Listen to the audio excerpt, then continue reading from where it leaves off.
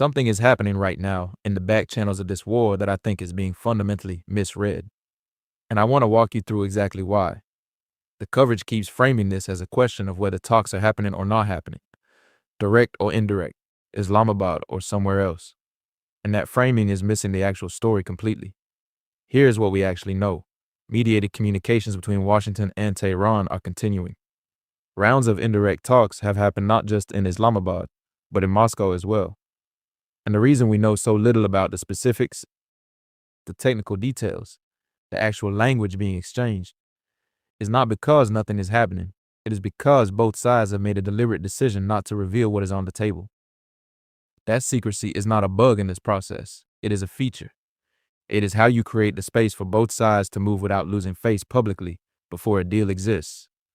But here's the part that I think connects everything, and that the headlines are not putting together clearly enough. The United States and Iran do not have a history of publicly announcing direct negotiations. That is not an accident of diplomacy. That is a structural reality of how these two governments have operated for 47 years, the exception. The Serena Hotel in Islamabad was genuinely unprecedented. 21 hours of face-to-face contact between senior officials of two governments that had not formally spoken directly since 1979. And when it collapsed, both sides retreated back into the pattern they know: indirect, mediated, deniable. So when Tehran says mediated communications continue with Washington, that is not a retreat. That is actually the normal operating mode for US-Iran diplomacy. The question is not the format. The question is whether the format can produce movement on four specific issues that represent the core of why this war is happening in the first place. Let me be precise about what those four issues actually are, because I think they are being reported as a list when they are actually a hierarchy. The first and most fundamental is Iran's nuclear dossier. This is not just a negotiating point. This is the reason the war started. The United States and Israel made a calculated decision that Iran's nuclear program had advanced to a point where military action was preferable to continued diplomacy. Everything else in this conflict flows from that decision. Any deal that does not address the nuclear question in a way that both sides can credibly sell to their domestic audiences is not a deal. It is a pause. The second is sanctions relief. Iran needs economic oxygen. The dark fleet and Chinese oil purchases have kept Iran's revenues flowing, but not at levels that can sustain a modern economy indefinitely. Iran's civilian government needs to be able to show its population that ending the war produces tangible economic benefits. Sanctions relief is how you make that case. And here's where it gets complicated. Because just yesterday, the United States Department of the Treasury imposed new sanctions on Iran. New sanctions. While negotiations are ongoing, that is not an accident either. That is pressure. That is Washington telling Tehran, the clock is running and the cost of not settling is going up, not down. The third is security assurances. Iran wants a formal guarantee that the United States will not simply do this again in 5 years, that it will not bomb Iran's leadership, strike its nuclear facilities, and impose a blockade the next time a U.S. administration decides Iran has crossed the line. Without security assurances, any deal Iran signs is a deal signed under duress that any future American president can simply ignore. Iran knows this. The JCPOA taught them this lesson in 2018 when Trump walked away from an agreement his predecessor signed. The fourth is war reparations. Iran has lost its supreme leader. It has had its nuclear facilities bombed. It has had its military infrastructure destroyed over 46 days of strikes. Its economy has been battered. Its civilian population has been killed. Tehran is going to demand acknowledgement of those losses in some form, financial, political, or symbolic.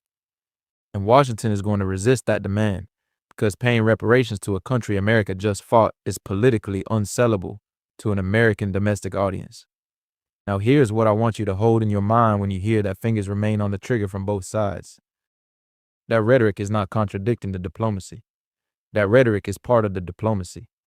When Iran's military says it is ready for another round of confrontation, that is Iran telling the mediators in Moscow and Islamabad and Muscat and Ankara that its negotiating position has not softened, that it is not desperate, that it can walk away. when American officials signal military readiness. That is Washington telling the same mediators that the blockade is not going away, that the ceasefire extension has limits, that time is not neutral. Both sides are simultaneously talking and threatening, and that is not a contradiction. That is what negotiations look like when neither side has been defeated and neither side is ready to fully capitulate. The real question, the one that the next 48 hours will begin to answer, is whether the sticking points I just described are gaps that can be bridged with creative diplomatic language, or whether they are fundamental incompatibilities that no amount of mediation can resolve before the ceasefire framework collapses entirely. And the honest answer right now is that nobody outside a very small number of rooms in Washington, Tehran, Moscow, and Islamabad knows which one it is. Watch the Treasury sanctions, not because they signal war, but because the timing of sanctions during negotiations tells you exactly how much pressure Washington thinks it needs to apply to move Iran off its current position. Watch Moscow. The fact that indirect talks have happened there is significant and underreported. Russia has equities on both sides of this conflict. It needs Iran's cooperation, but it also needs a functional global energy market. Moscow as a back channel is not neutral. It is a signal about which actors are actually doing the work of finding an exit ramp from this war. And watch the language coming out of Tehran's civilian government versus its military establishment. Because that gap between what Iran's diplomats are signaling and what Iran's Revolutionary Guard commanders are threatening is the internal fracture that is simultaneously Iran's greatest vulnerability in these negotiations and America's greatest uncertainty about whether any deal Iran's civilian negotiators sign will actually hold. The war is paused. The negotiations are real but invisible. The sticking points are fundamental. And the fingers on both triggers are not just rhetoric. They are the sound of two governments trying to negotiate from positions of strength while running out of time to find a position they can both call peace. The silence around these talks is not emptiness. It is the sound of two governments deciding whether the cost of agreement is finally lower than the cost of war.